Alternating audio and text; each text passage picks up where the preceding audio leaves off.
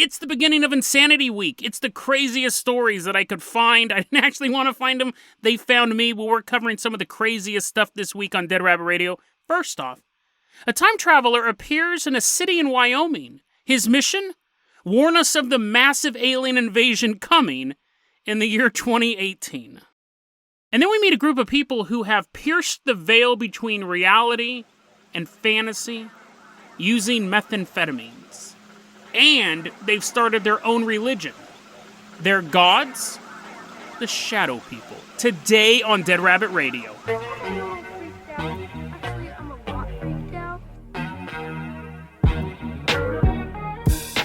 Hey everyone, welcome back to another episode of Dead Rabbit Radio. I'm your host, Jason Carpenter. I'm having a great day. I hope you guys had a great day too. I hope you guys had a great weekend. I hope it was a calm one.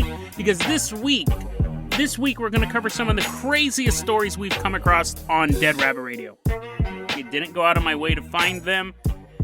They just somehow dogpiled on me. No matter what I researched this week, turned into just a super bizarre rabbit hole. So to start off Insanity Week, coming into Dead Rabbit Command right now, it's our newest Patreon supporter. He's dressed up as one of those old-timey mental people, not the guys in the asylum. He's not walking around in a straitjacket. You know what old-timey people, they used to carry around the nets? They had like the funny wagon. You're like, Jason, that was in a Bugs Bunny cartoon. They didn't actually have those people. Jesse, everyone give a round of applause to Jesse. He runs in, he's drawn like an old Bugs Bunny cartoon character. He's running in with his net. Did they used to do that? They used to, like, drag you off. Nowadays, they're like, please come to the hospital. But I guess in the old time, I saw this documentary once about Bugs Bunny and Daffy Duck. Didn't they used to throw a net over you? Jesse's like, no, that didn't exist. That didn't exist. That was a cartoon. Jesse, you're going to be our captain, our pilot this episode. He's shaking his head. Oh, if you think this is bad, I feel really bad for the Patreon supporter on Thursday's episode. But Jesse, you're going to be our captain, our pilot this episode. If you guys can't support the Patreon, or if you have a job that actually exists, that's fine too. Just help spread the word about the show. Really, really helps out a lot. Jesse, I'm going to go ahead and toss you the keys to the Jason Jalopy. We are leaving behind Dead Rabbit Command. We are headed out to Casper, Wyoming. Old Jason Jalopy is driving down the road. It's October 2nd, 2017. It's 10:30 p.m.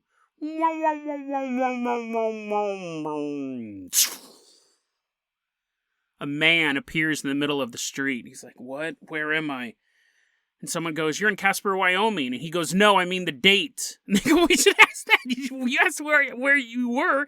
Answer that. He's like, no, the date.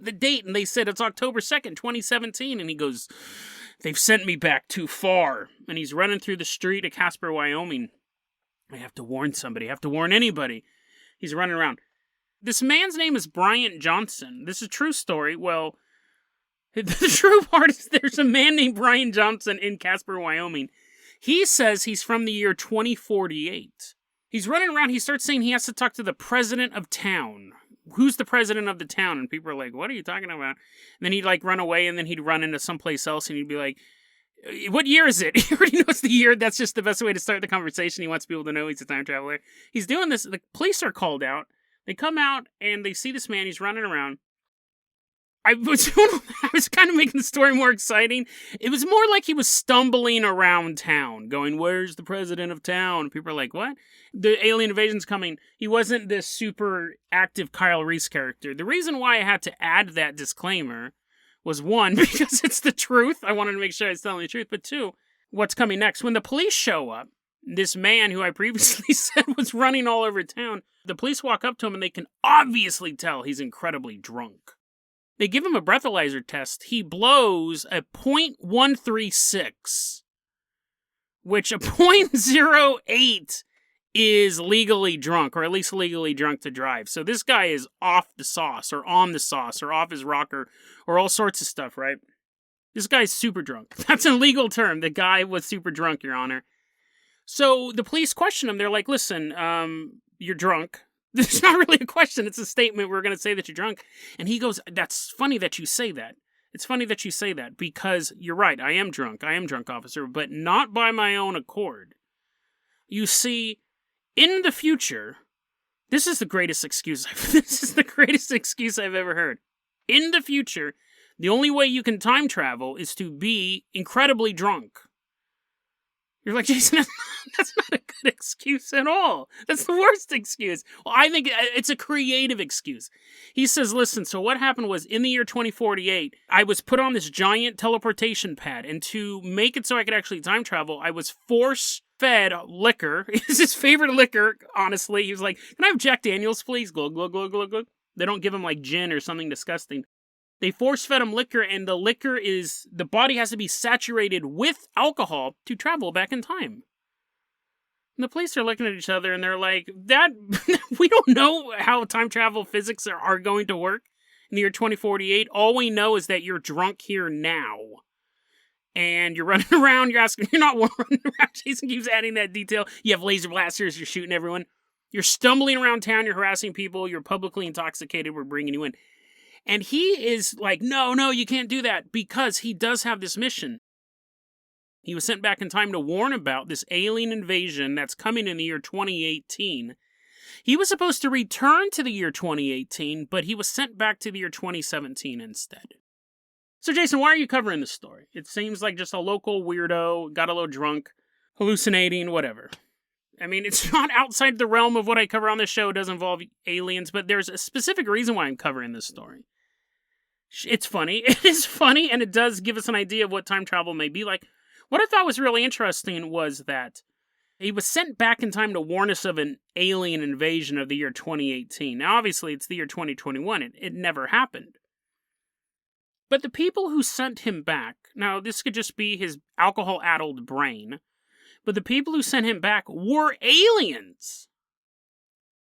Aliens time-traveled him back to the year 2017 to warn about an upcoming alien invasion. Let's put on our conspiracy caps here for a second. When I read that, I go, why would aliens send back somebody to warn about them invading? What if aliens in the future... Let's say this. In 2018, aliens invaded the planet. It was a blowout. The aliens, spaceships flying around, dropping bottles of Jack Daniels, and people are like, what? This is the best weapon ever. And they're drinking it. And everyone's just taking big naps, and the aliens are just kind of like walking into Congress, and they're like, I guess we won.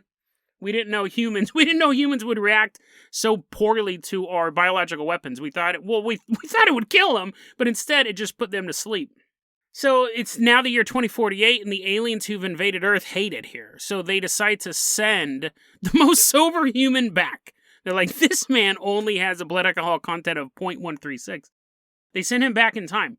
He runs around Casper, Wyoming. He's saying aliens are going to invade. And aliens also read the local newspaper of Casper, Wyoming. You didn't know that? That's the only newspaper aliens read. The aliens get all their information from the Casper Gazette, some little newspaper, and they can read this report, and everyone laughs at this guy. I'm not laughing at you, Brian Johnson. You're a hero. You saved us. But Brian Johnson comes back, and he's like, oh no, don't invade. The aliens sent me back, and the alcohol pad, and all this stuff. And everyone laughs at him and throws him in jail, but up somewhere in Reticuli 7, the aliens are like, oh my god, did you read today's issue of the Casper Gazette? Of course I did. That's the only newspaper we read. And they saw this, and that's why the aliens didn't invade. So thank you, Brian Johnson. Thank you for saving the planet. All you had to do was sacrifice your own liver, and 48 hours in jail, you were able to keep us from being taken over by aliens as we all laid around in alcoholic stupors. A true hellish future. Jesse, I'm going to go ahead and toss you the keys of the Carpenter copter. We're leaving behind Casper, Wyoming. We are headed out to the School of Shadows.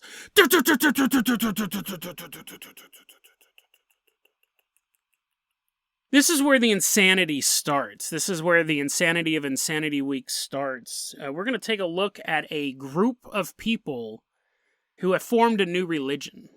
And I got to give a shout out to Fabio Nurbon. He actually recommended the story. He's recommended a lot of good stuff. Really, really appreciate it. Jesse, you see that school down there in that spooky swamp? There's no roads connecting it to anything.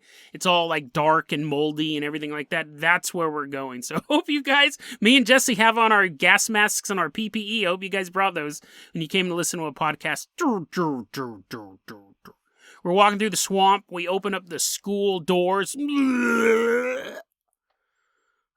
I don't know why they sounded like that either. I imagine they were like moldy. They make a weird sound. We're walking into the School of Shadows.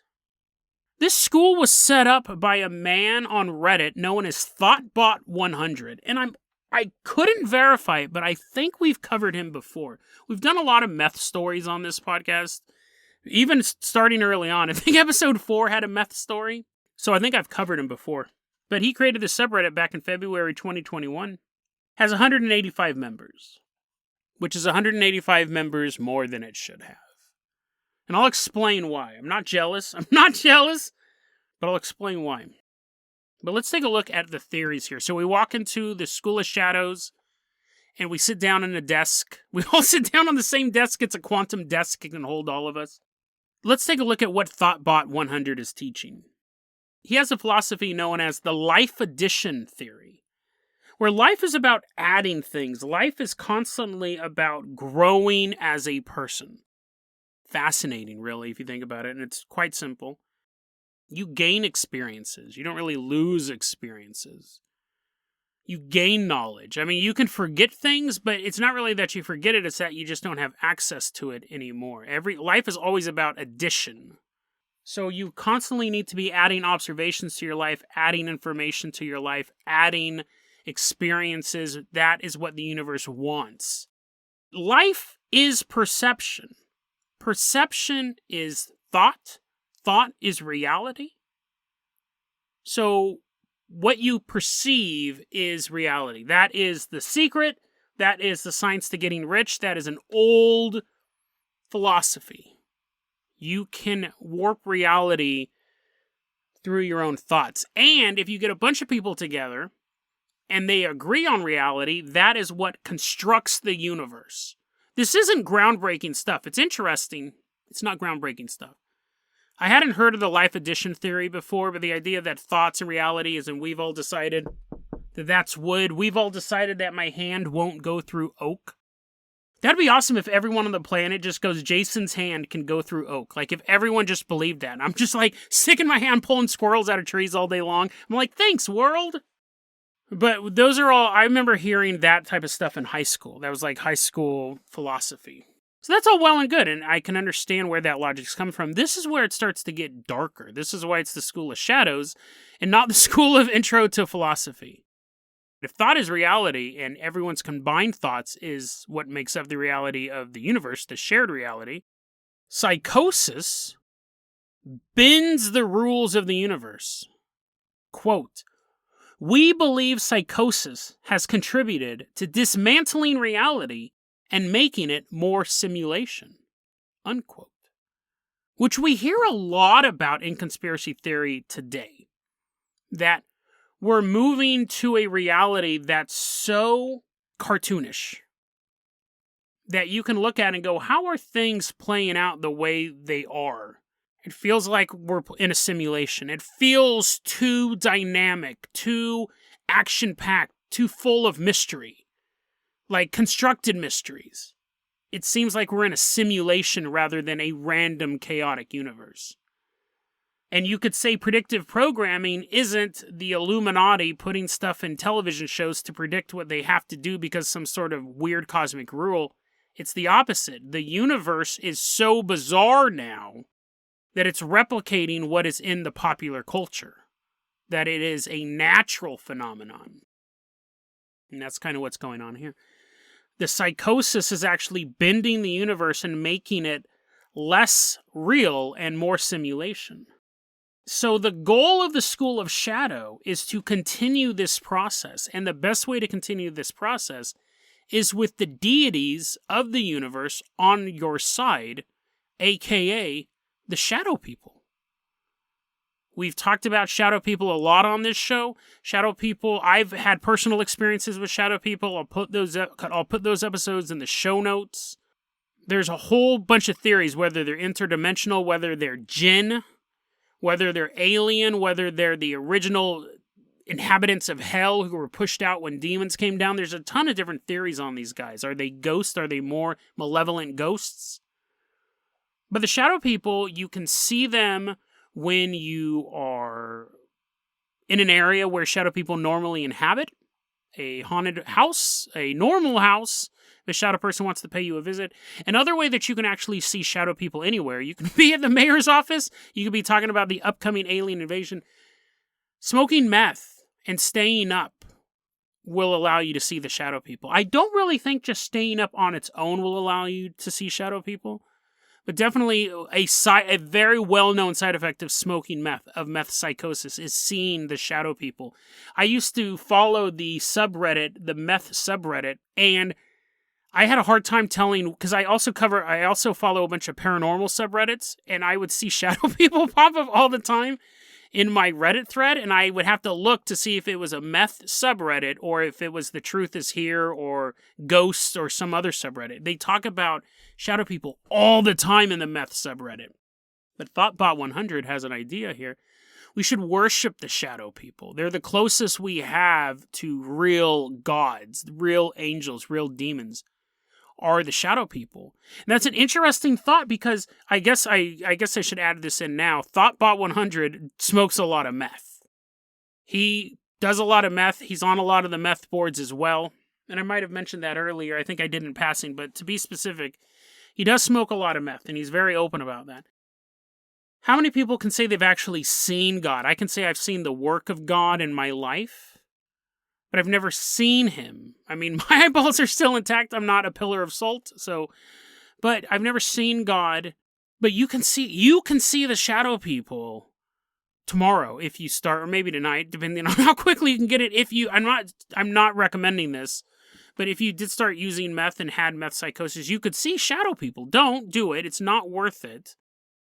But if you had questions about faith, do angels exist? Do demons exist? You can see shadow people with the right amount of chemicals. I'm sure with the right amount of any drug or lack of sleep, you might be able to have other spiritual experiences. But it's almost guaranteed with meth. So when you have a religion geared towards meth users, they've all seen the shadow people. There is no faith. They've seen them. They've interacted with them. The shadow people, ThoughtBot explains that they want to be worshipped, but it's not like the traditional build a shrine, kill a calf, bow before it. They clone you. The shadow people clone you for two reasons. One, the first one is incredibly disturbing. I mean, anyone cloning you for any reason is probably creepy, but when I read this, I go, oh, that's creepy. They clone you for two reasons. One, the shadow people clone you, and they keep this clone. So when, and I'm going to keep using this term over and over again, it's ThoughtBot100's term. It's a catch-all term. I'm not saying that everyone who suffers from this does this, but just because I'm going to be quoting it a lot because he says it, schizophrenic. He's constantly talking about people who are schizophrenic hear voices, and I know not everyone who hears voices is schizophrenic and vice versa. But he says when a schizophrenic hears a voice in their head, that's somebody else's clone. So think about that for a second. Extrapolate that for a second. It's really creepy. That means that somebody who is hearing a voice in their head could be your voice. Could be you. Isn't that creepy? Some dude who's dealing with some sort of mental issue, and he hears a voice telling him to do horrible things, that could be your voice. Now, I'm not saying this is true. I'm not saying it's true. But that's a creepy theory. That's one reason. The other reason is that they feed off of this clone emotionally, and this clone of you is called the ego. And so this is how you worship the shadow people. You have to go in front of a mirror and you remember good memories about yourself. You think good thoughts about yourself. You build up your ego. And you look in the mirror and you talk yourself up. You make this cloned version of you a shining star, a dazzling light in a world of darkness. And it has a twofold effect. One, the shadow people get more energy to eat from this clone, to absorb from this clone, and you start to become more like your ego. You start to become the superior clone, the superior version. And the shadow people reward you with this. because you're giving them more energy, they will help you in your reality-bending quest.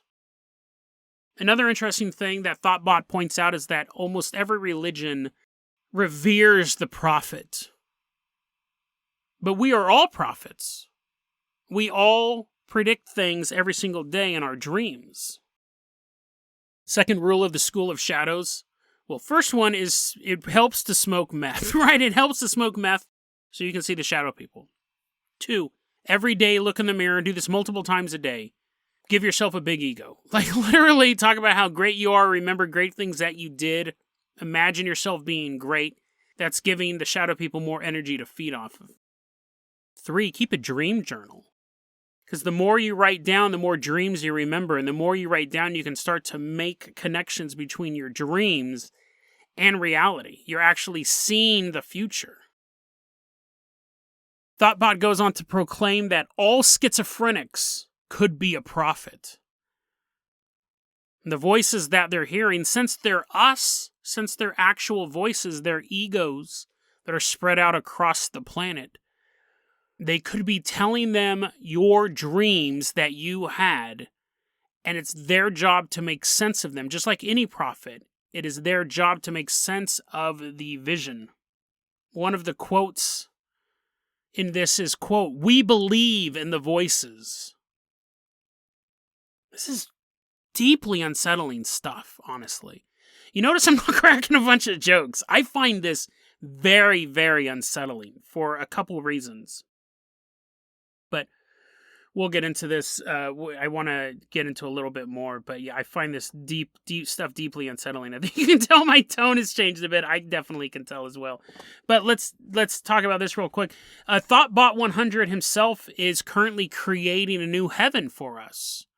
A new afterlife. I guess I'm using the word heaven. He uses the word afterlife. He also proclaims that he slammed meth for 2 years. Slamming is where you're injecting it. So that'll be interesting. It's always nice to know that the person in charge of our afterlife is a hardcore meth addict. This is highly dangerous stuff that he's messing with. It's highly dangerous, and he's uncontested in this space. This is the equivalent of one nation having a nuclear bomb. No, it's not even that. This is the equivalent of one drug addict having a nuclear bomb. I have never come across somebody organizing a religion around worshiping shadow people. Shadow people are the X factor in this whole paranormal game. Like, we can say maybe they're aliens, maybe they're interdimensional, maybe they're demons, maybe they're ambivalent towards the whole thing. We don't know. They're the only X factor in the paranormal game. We know what the alien factions want. We know what the angels want. We know what the demons want. We know what the ghosts want. We know what the cryptids want. But we don't know what the shadow people want. They're like the mercenaries. Do you know what I mean? Like, we don't know what their intent is. So that means that whoever figures it out first has an edge. And while everyone else is just kind of dismissing them, or not dismissing them, but as everyone else is just saying maybe they're this, maybe they're that, we have a meth addict, a self-proclaimed meth addict. I'm not trying to disparage this guy. He says it himself. Worshipping these things and building a cult around worshipping these things. 185 members. Now, let's say 30% of them are in it for the lulz. They just thought it was a funny thing to add on to their subreddit. That's still over 100 people who may be doing this, and nobody else is. No one else is experimenting with this. They're afterthoughts. They're not part of the lore, the mainstream. This is extreme. I am not joking. I think this is one of the most dangerous cults we've covered on this show. And we've covered cults like the Leopard Society that actually murders people. Still. Deeply unsettling story. Deeply disturbing story. When I talk about Insanity Week, this is the type of thing I'm talking about. Like, the other stories are more lighthearted than this, but this is insane. And this is insanity that can actually affect us all. Building a new afterlife? from a guy who's been slamming meth for 2 years. And you're like, Jason, you don't really think he can do that? We don't know what the limitations are of the shadow people. We don't know. We know nothing about them. We can't even agree what they are.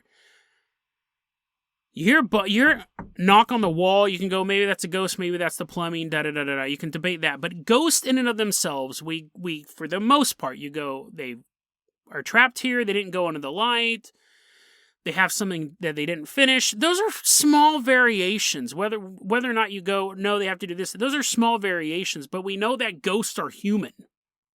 We know that they're human spirits. We know that demons are fallen angels. Angels are messengers of God. These are all things that the lore says. We know that Bigfoot is a cryptid that lives in these particular parts of the world. You can debate whether or not these things exist all day long, but they have an alignment. Shadow people don't, and we've covered them so many times on this show. They are a loose cannon. They are a mercenary group, and it is extremely dangerous that the people who are communicating with these things the most are the most unstable of society. And if they succeed in this goal, if these things do work, it's bad for everybody. Outside of the realm of talking, like outside of paranormal stuff, does any of this stuff make sense? No. I'm not going to be running through the streets of Casper, Wyoming, getting people to shut down the School of Shadows. Like outside of the realm of the paranormal, it's a group of 100+ people who are worshiping what they perceive to be their god or their ruler. But when we talk about paranormal, when we're talking about this type of stuff, this is one of the most dangerous groups I've ever come across. Because if they can actually alter reality, if they can get enough of them together and use group psychosis to bend the rules of the universe, would we even know that it happened? Because it's the rules of the universe. 99.9% of us just kind of wake up each day and we know what the world was like before and we expect the world to continue like it was. And I'm not talking about geopolitical events, I'm talking about stuff like gravity or the fact that Care Bears aren't real. But if there was a shift like this, it wouldn't be like the Mandela effect where people go, I remember there was a cornucopia on Fruit of the Loom. You'd wake up, your doctor would be a Care Bear, and you wouldn't even think twice about it. You'd be like, Dr. Hugs-a-Lot sure is good with my carpal tunnel syndrome. But even that would be nothing compared to an afterlife crafted by a man who suffers from meth psychosis. An afterlife, the rest of eternity, trapped in a reality made by a man who injects toxins into his bloodstream. For fun. We may wake up tomorrow in a new reality, a new dimension. Ruled over by mad men who have now ascended to become insane gods. A world inhabited by shadow people. We are simply food sources for them. They feed off of our light. They feed off of our hope. And when those are gone, they feed off of our fear, our anger, our sorrow. This is the new reality. This is the world that the School of Shadows prophesized. It is the one they crafted. It is the one they made. It is the one we all now exist in. And it is one that we can never escape from. We called them crazy. We laughed at them. But in the end, they succeeded where we failed. Their gods came and showed themselves to the world. And while the rest of humanity ignored them, the School of Shadows worshipped them. Their reward was total power. Our punishment was unending pain. DeadRabbitRadio@gmail.com is going to be our email address. You can also hit us up at Facebook.com/DeadRabbitRadio. Twitter is @DeadRabbitRadio. Dead Rabbit Radio is the daily paranormal, conspiracy, and true crime podcast. You don't have to listen to it every day, but I'm glad you listened to it today. Have a great one, guys.